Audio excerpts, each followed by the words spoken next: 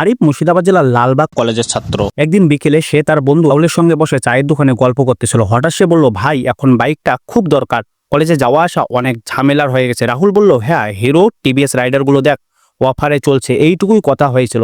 কিন্তু আশ্চর্যের বিষয় কি জানেন, সেই রাতেই আরিফ যখন নিজের ফোনে ইনস্টাগ্রাম খুললো তখন তার মোবাইলের বেশিরভাগ রিলসগুলি বাইকের ছিল। সে তাড়াতাড়ি ইনস্টাগ্রাম অফ করে ইউটিউব খুললো। স্ক্রিনে ভেসে উঠলো হিরো স্প্লেন্ডার এবং টিভিএস রাইডারের বিজ্ঞাপন। তারপর সে ইউটিউব অফ করে সরাসরি ফেসবুকে চলে যায়। ঠিক সব জায়গায় বাইকের ভিডিও এবং অফার। আরিফ ভাবলো, আমি তো কাউকে কিছু লেখেও সার্চ করিনি, শুধুমাত্র চায়ের দোকানে বসে আমার বন্ধুকে আমি বাইক নেওয়ার ইচ্ছার কথা জানিয়েছি। কিন্তু এরকম কেন হচ্ছে?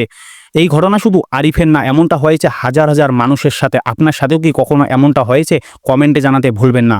আপনি হয়তো জানেন না, অনেক অ্যাপ যেমন গুগল, ফেসবুক, হোয়াটসঅ্যাপ ফোনে মাইক্রোফোন পারমিশন চায়। আপনি অ্যালাউ করে দিলে তারা আপনার কথা গোপনে শুনে ফেলে এবং সেই ডেটা বিশ্লেষণ করে আপনাকে টার্গেটেড অ্যাডস দেখায়।